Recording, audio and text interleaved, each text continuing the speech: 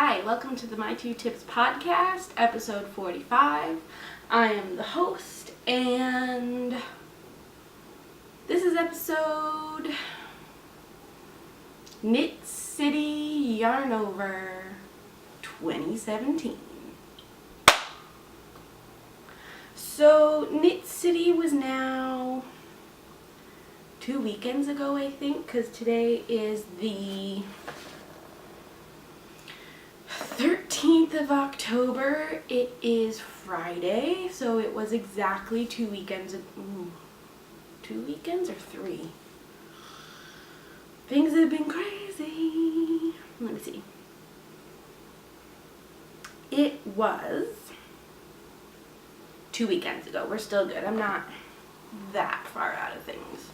So, Knit City 2017. I, again, did not do any of the lectures, any classes. I believe it's just not my thing. I could probably do a lecture, but I just haven't yet. So, I guess before I get into things, this is essentially going to be a Knit City recap. There is not going to be much knitting that I talk about. Maybe some at the very end. We'll see where this episode goes. But essentially, it is going to be a recap of Saturday, Sunday of Knit City, which is when their marketplace is open. This year, they also had classes available on the Friday and the Monday of that weekend as well, which is something that they haven't done in years past. So that's kind of cool. It's definitely expanding, but I also find it's a very comforting place to go for me. Like, it is something that I've done. I believe this has been the 5th one I've been to now, I believe. Which is kind of fun. It's something that I've done since moving to BC, so it's kind of a yearly tradition, if you will. And this year was full of chit-chatting with people and hanging out and just having a really good time, and of course, lots of yarny goodness. So, yeah. I guess if you want to follow me on social media, if you aren't already, I am on Instagram primarily. You can find me as E_Garnier there, and then on Ravelry, I'm E Garnier, all is one word. And we also have a group for the podcast, which is the My Two Tips podcast group, and that is over on Ravelry. Currently, we don't have any knit-alongs going on. However, there's probably one coming potentially before the end of the year. We have to kind of go over details and dates and stuff like that and decide, but at some point there will be another one, possibly 2. We will see what happens. Getting into coffee today. This is a ginormous latte mug from David's Tea. It's a plain mug, but it is one of my favorite mugs. It holds a ton of coffee.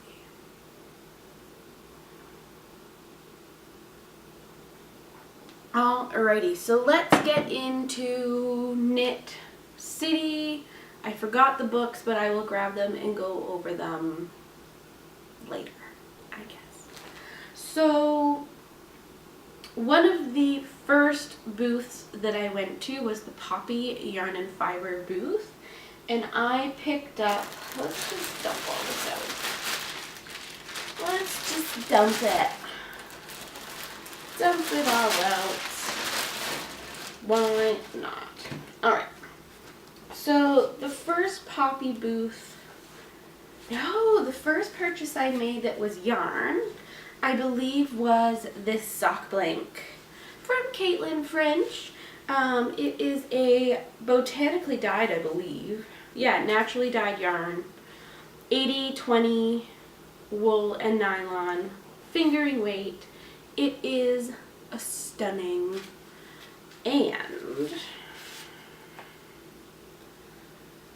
I have still not knit with a sock blanket yet. Like, I have not yet knit from one, but there was something about this that just really appealed to me. It doesn't have any like painted images on it. It's just a lovely gradient from blue to purple, and I think it's absolutely gorgeous. The pops on here of yellow and purple that kind of turn into an acidy green on the blue are just lovely. I don't know how she's finished these. I mean, I can tell she's finished them differently than some other dyers, but I think they look so pretty and aesthetically pleasing just as is that it's really kind of awesome. Like, this end looks more like, I don't even know, like a tubular cast off almost. I don't know. Whatever she did, it's brilliant and amazing. Yeah, so that was rabbit hole number 1. Not too big. Just enough. Just enough goodies. And then I made my way to the Poppy booth. I'm 100% sure. So Poppy Yarn and Fiber, I think, yeah, Poppy Yarn and Fiber is from Alberta, Calgary, Alberta. And I have heard about these wonderful yarns from quite a few of the Albertan podcasters, mainly Kayla, who had the 3 Jewels Knit podcast, and I believe she knit her Carpino sweater out of it, and it is gorgeous. So I had been so excited and looking forward to look at the Poppy booth. So I picked up these 2 skeins right off the bat. I will insert photos so that you guys can see them closer with pretty details. This is a skein of the Bruges lace, B-R-U-G-E-S, that kind of word. And it is called Forged, and it is absolutely gorgeous. Grays and yellows and a little bit of undyed areas. This sucker has 1,300 yards of lace weight yarn. I am really contemplating knitting a pie shawl out of it. I think that would be really fun to see how the colors kind of distribute. I'm also thinking maybe a Joyful Thread from Sylvia McFadden, the square shaped shawl that was in her first book. Maybe. There's something, I have been drawn to lace quite a bit lately, but resisting it because it's lace. I have knit with lace before. I do not mind it. It just has to be the right project for the job. So that was the first one. The second one I got is the Grand Dame, and it is on the Gobi shawl base, which you'll see again later. Excuse me. And this is a fingering weight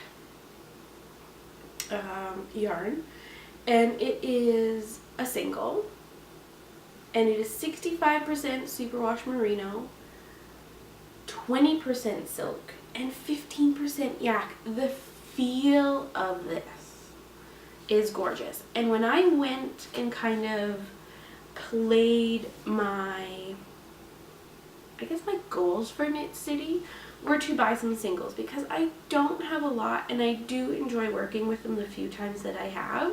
And I figured, since there's an absence or a small presence of them in my stash, this could totally come home with me. And it is the most beautiful, deep, plummy purple that I think will work really, really well for a large shawl, possibly the Imagine When shawl. by Joji Locatelli, because there is 523 yards in here. It's 120 gram skein. Wonderful, and honestly, so soft. Where did I go next? So if you have been to Knit City, if you have watched other podcasters talking about Knit City, you will know that Sweet Fiber's booth, Melissa, is one of the main attractions. So I visited the Sweet Fiber booth when I met up with Annie from Knitting It Up Yarns, which is awesome that I got to meet her in person. Her husband, and her little son, came all the way out from Quebec, which is really, really cool to see how people are coming from far and near to my city for a fiber event and bringing us all together in person. I absolutely love it. When I met up with Annie, she was wearing her sweater that she had knit out of some gorgeous, I believe it was Julie Asselin yarn, but it had gotten snagged on somebody's purse, I believe, possibly a jacket. There was some Velcro involved, and a stitch got pulled. So we had talked the day or two before, and I said, why don't we try it on my Azumi sweater? You really are thinking of knitting it. It should fit you. I knit it with tons of positive ease. It will fit a wide range of bodies.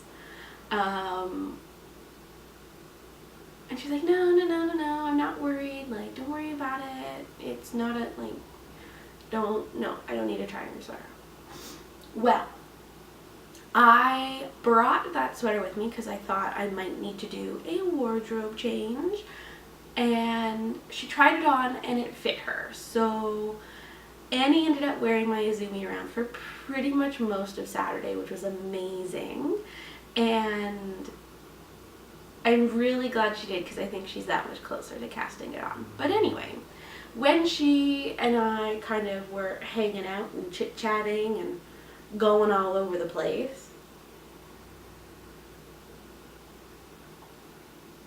we ended up at the Sweet Fiber booth. So I went a little hog wild and got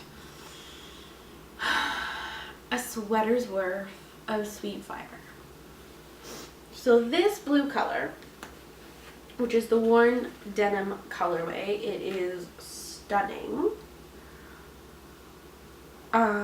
I got 6 of these because I am not really willing to play any yarn chicken from here on out. If I have a little bit left over, totally fine, use it in something else.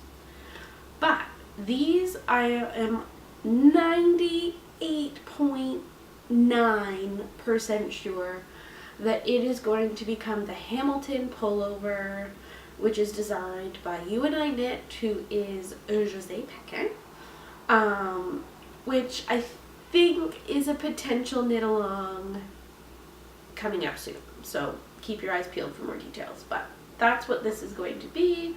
It is going to be lovely. This base,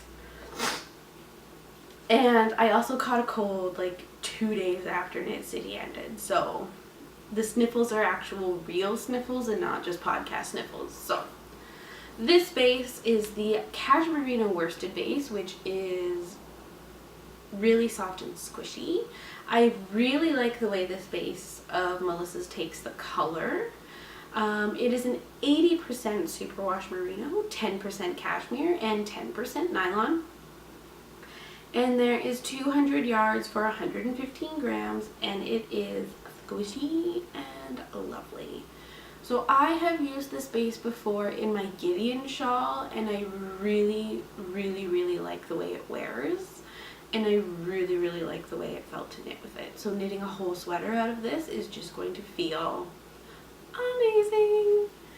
So there it is again. The worn denim colorway will be a lovely light blue sweater in hopefully the not so distant future. From the booth, I also picked up the skeins that I have been missing from my stash for too long, that I decided just to buck up and finally get them so that I can knit another garment. So I have talked previously in the past of the Amina vest, garment, top kind of thing. It is a pattern, now I can't think of who the designer is, but it's essentially a vest that's got 3 colors. There's a little bit of a back, and then the whole thing is just like a big, huge knitted circle with 3 different colors. This color is going to be with the previously purchased ochre, which is a lovely kind of goldeny yellow, and then the raspberry, which will go over here, which is a lovely pinky, reddy gorgeousness. So I believe what I will do is I will probably have the ochre be the very back of the shawl and the first ring of kind of the collar part, I guess we can call it. This will be the middle section so that it kind of lets both colors pop, and then the very final color will be the raspberry. If not, I'll switch the raspberry and the ochre.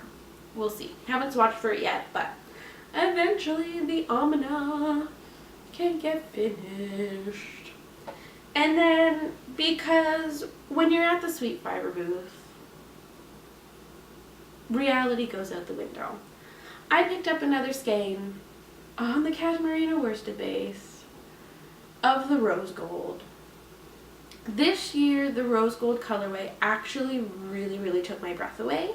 I thought I would be more attracted to the tea rose colorway, but for some reason, when I saw it in person, it just was the wrong tint of purple for me at that moment, that this one just really sang to me. So I think this will be a hat, maybe a really gorgeous cowl at some point, but definitely something luscious and for me.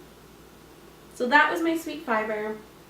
It was gorgeous. I think I probably ran into a whole whack of people either in the lineup or in the booth. Not actually like running in and bumping into people, but going, oh my god, like Kim Barson Junkyard's here. I think when I went up into the lineup and talked to her on Saturday, I don't think she knew who I was, which is totally fine. But yes, so I believe, no, that was not all I got. So my final purchase on day one, yarn wise, was from, or is from, the Abundant Fiber booth. Abundant Earth? Yeah, Abundant Earth Fiber. Yes, it is a beige, wonderful yarn. It is a slightly natural speckled, I guess. It's freaking gorgeous, this stuff.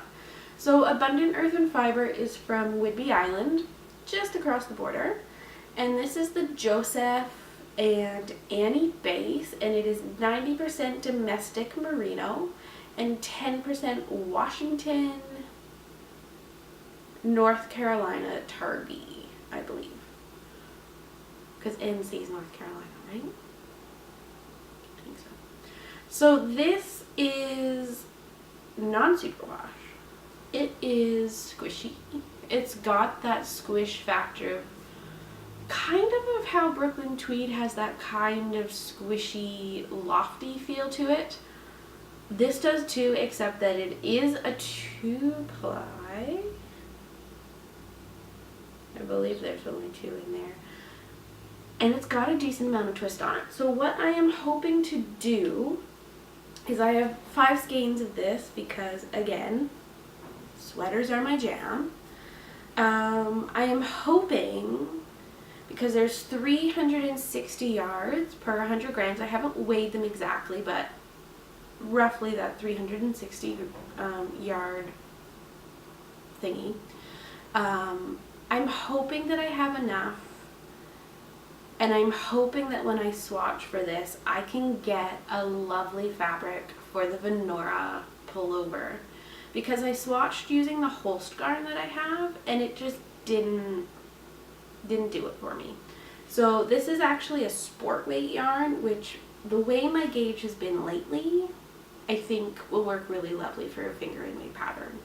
I'll talk more about that when it gets on the needles and when it gets through the process of swatching. But that was the end of day one, and at the end of day one, I ended up going out for dinner with some lovely people. There was Sarah from the Loose Pages podcast. No, Sarah from the Make Things Club, her sister-in-law Caitlin, Vicky from Devixta Designs came with us, Marsha from Fairy Little, Glenda, and Bernadette from the Wet Coast Wools podcast. And there was Shamika, I don't know what I'm talking about, from Mika Makes, or Shamika Makes podcast, whichever name she goes by, I can't remember.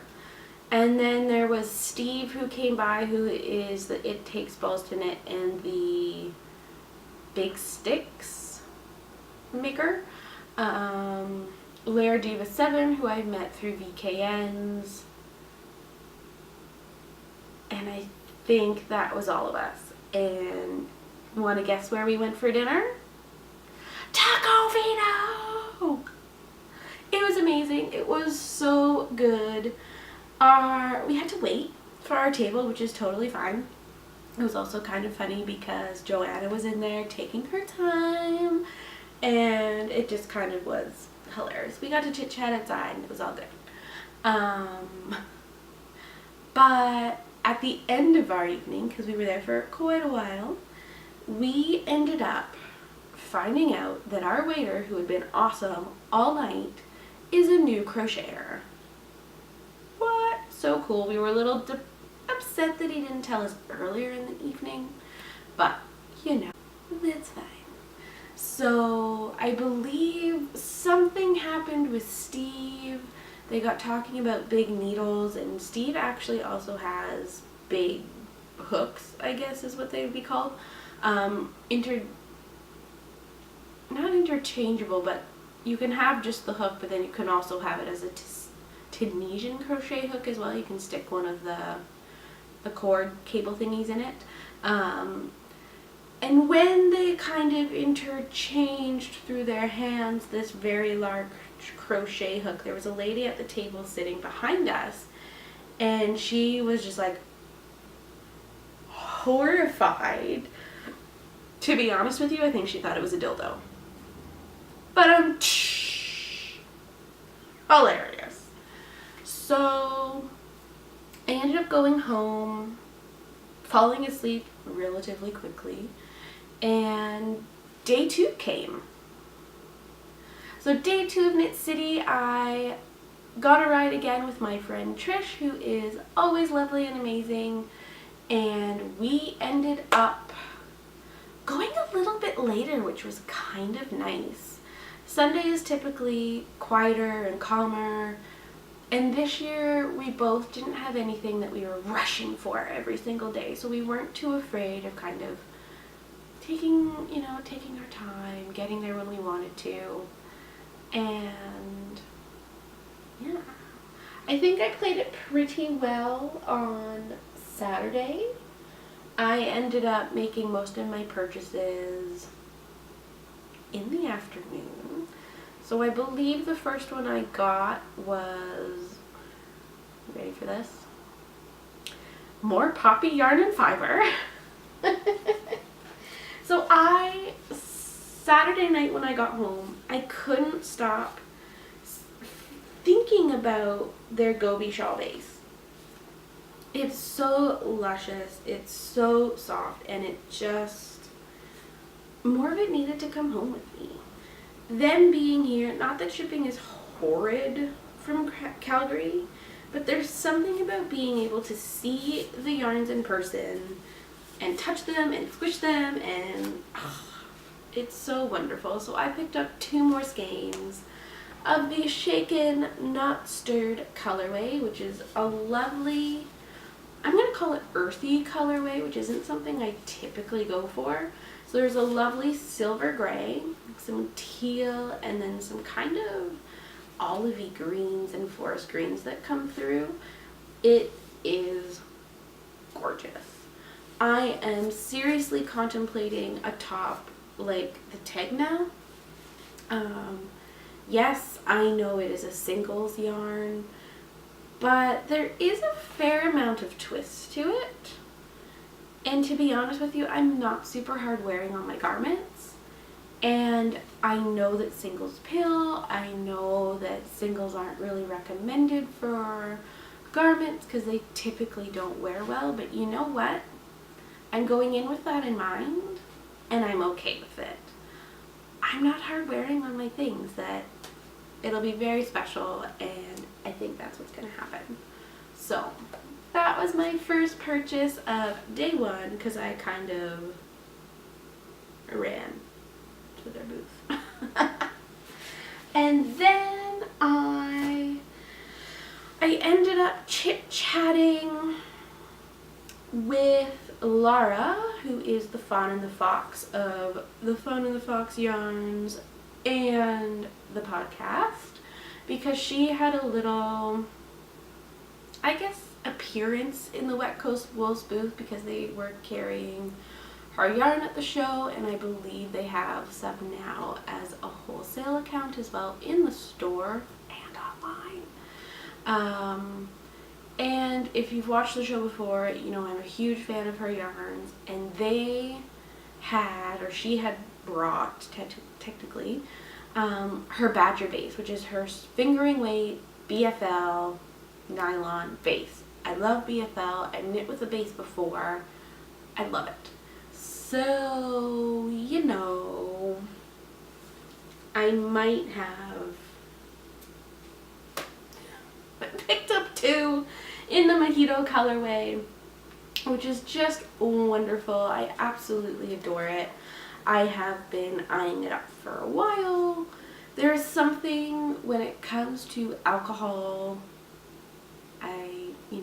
I'm not opposed to partaking. I think alcoholic beverages are beautiful from times. I think they taste amazing. I love the names. I love the inspirations that they can give people. So Mojito, the other one I just bought was Shaken Not Stirred. Like, there's a theme here, people. So this, I believe, is going to be a second Mount Pleasant top for me.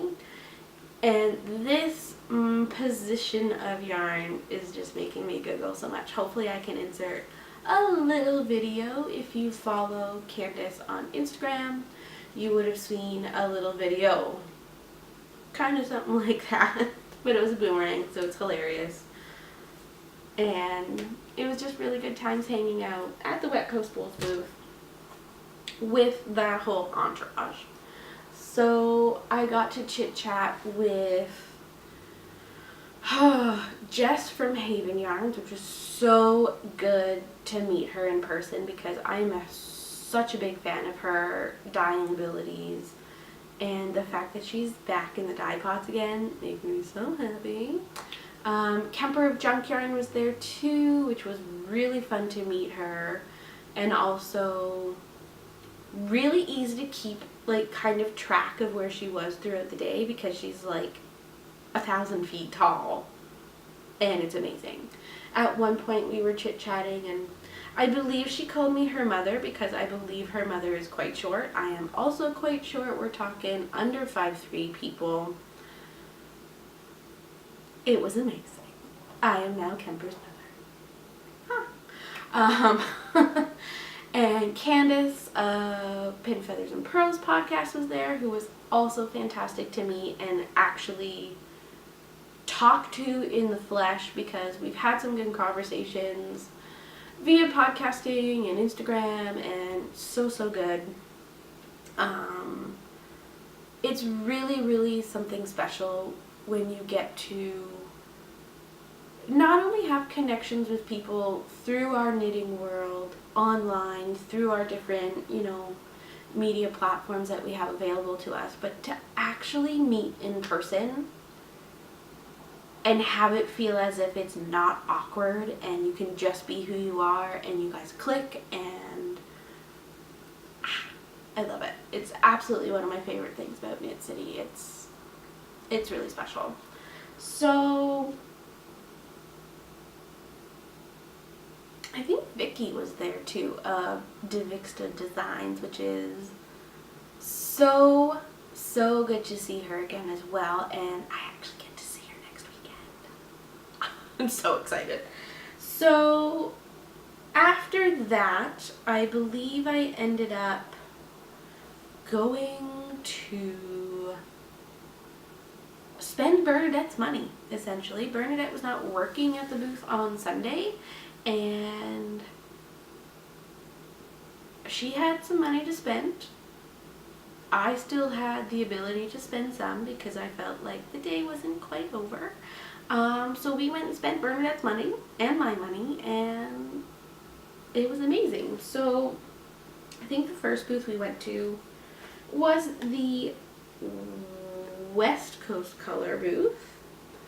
This is 3 skeins of their Laugh Out Loud base, which is 100% superwash merino in a worsted weight. And there's 3 gorgeous skeins of this just really lovely green, which is, I believe, Pavilion Lake. Yeah. So there's a little bit of variegation in there. Like there's some lighter tones, some darker tones. It's really something special.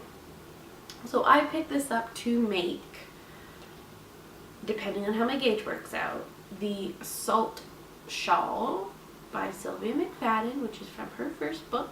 No, it wasn't in the book. It wasn't in the book. I'm sorry. I lied. But anyway, it is the Salt Shawl because it looks just so comforting and squishy.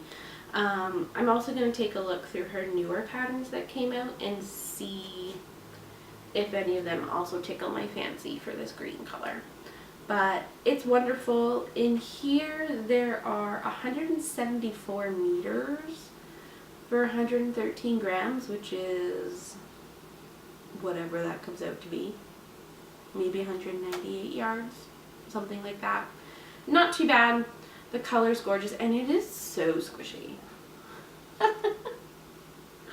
It's just so squishy and buttery. I'm really happy about this one. And then I ended up going to the Smith & U booth because I hadn't bought any of Marianne's yarn before. I really wanted to find something special.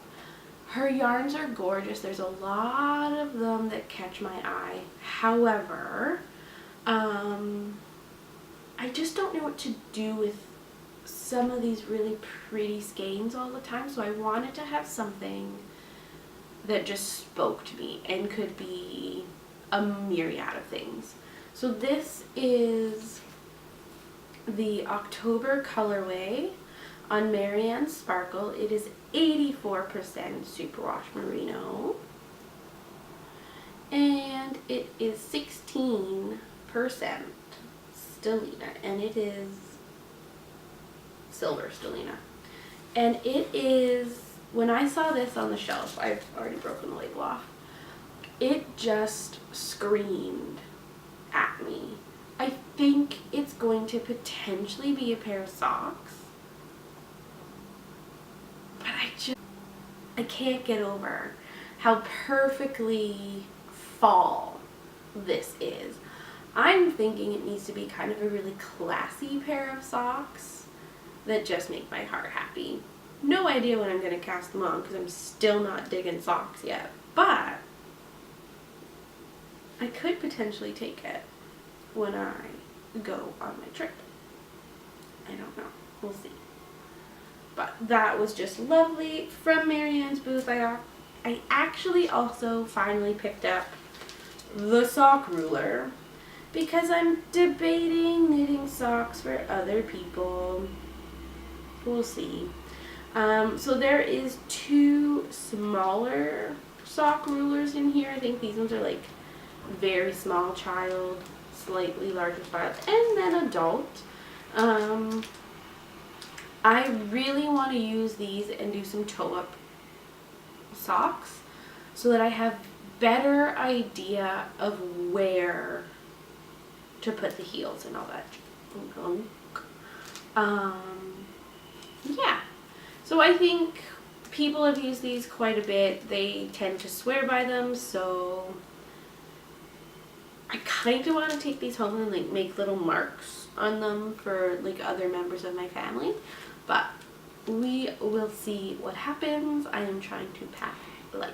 So that was Sunday. That was everything. There's other little bits and bobs here that I got.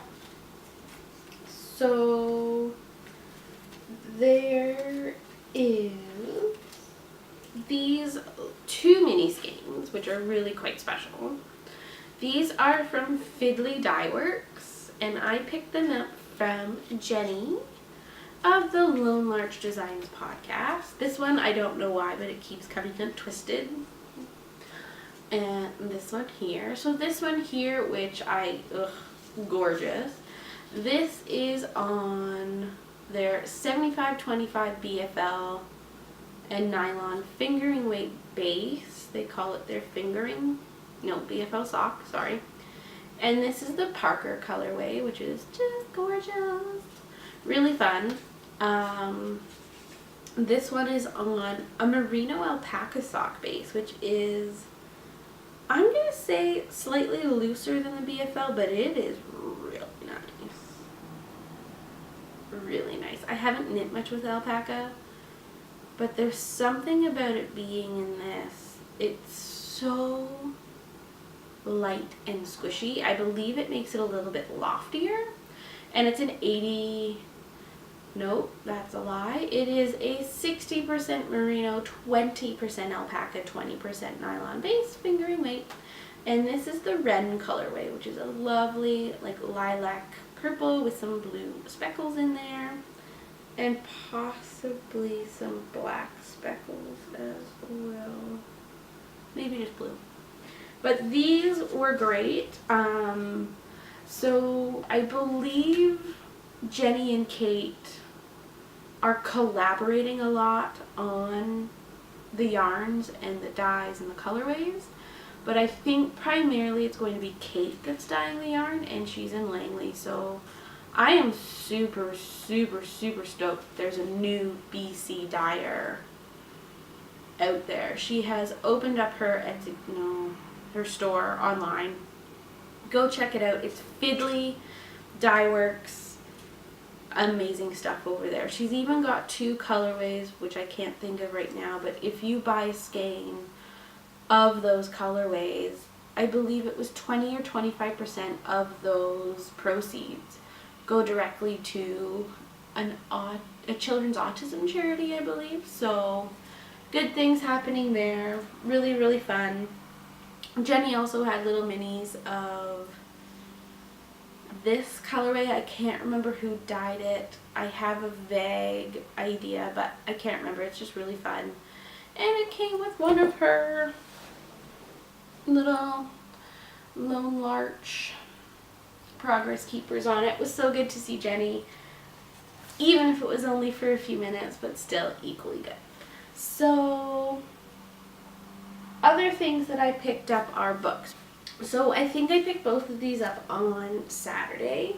This one is the Strange Brew, just a little spiral bound book, but it is essentially a color work pull over how to secret sauce goodness. So it is by Tin Can Knits, Fair Isle Yolk recipe. They go over, because I guess there's essentially 2 methods. So there is the method with the short decreases, where there's essentially like 3 rounds of decreases. And then there is one with the wedge method, which I have not knit yet, which I kind of really want to try next. So we'll see. I'm not ready to design my own design quite yet. However, with my alternate stitch dictionary and this combined, I think there's going to be some great things in the works. Really, really fun. So there's a lot of good information in here, I believe. So to unlock its powers, I will. The second book I bought, Gentle Armor by Sylvia McFadden, book number 2. It is gorgeous. It's smaller than her first book, which I think she did on purpose because her first book was ginormous and gorgeous, but all those photos take a lot of space and time. Just a gorgeous book. I don't know which pattern calls to me the most. I don't know. They're so wonderful. They're a chunkier yarn, worsted to bulky, possibly even chunky. They're just really great. I believe her little subtitle for the book is 5 Shawls for Sensitive People. You gotta love that. Who's not sensitive? We all have emotions, right? So, looking through, I keep stopping and really getting intrigued by the blanket fort pattern, which is a huge, what is that square called? A mitered square. And it looks really fun. I'm just not entirely sure. Enormous of a mitered square. I'm not sure. I really like the look of the finished blanket, so we shall see what happens. Some other things that happened on the weekend. Oh my goodness. I tried on the Quinnell cardigan on both days from Pip and Pin. I need to make this cardigan. So Megan's sample is knit out of the Fiber Company's Erin More Light, which is a merino silk and something else, I believe. Gorgeous stuff. And the sweater, her sample is like the coat length sweater. It is long. It goes to my knees. It is as light as a feather. I could not believe it. So I am definitely in the market for yarn for this cardigan. Hopefully I've popped in a picture or 2 of it because it is absolutely wonderful. It is fully textured patterns through the whole damn thing that I think it'll slow me down a little bit. Not a bad idea. So that was really lovely. I have picked up some pins and stuff. I think I'll just show them at a later date. I also picked up a twill and print bag from the Julie Asselin booth. But it's in the process of like packing, so next time. I had an amazing weekend. Sunday night, a group of us, I tagged along, essentially. I was just like, no, I haven't had enough of you girls yet, so I'm tagging along. We went to an Indian restaurant for dinner. I believe it was Sula out on Commercial Drive. Highly recommend it. I think we caught wind of it through somebody who had recommended it to Stephanie Promke. So yeah, we went there. Really, really good. Fantastic weekend. I can't believe that it's over. My weekend ended up getting extended onto the Monday because I don't work on Mondays. So I met up with Annie and Shamika for breakfast, coffee, continue the goodness. And we met up at Brecca downtown, and I am really in love with their honey cruller. It was amazing. I also had a ginormous cappuccino. Fantastic. And we just sat and we chatted and we went over events of the weekend. Annie was waiting for a dye class, so we were just kind of killing time. And then Laura and Candace joined us, which was great too, because why not bring us all together? Annie's husband and their son popped by for a bit, which was cute. He was really obsessed with my Playdate shawl that I was wearing. He really, really couldn't get enough of it. So Annie should probably knit Luke something out of BFL because I think he loves it too. After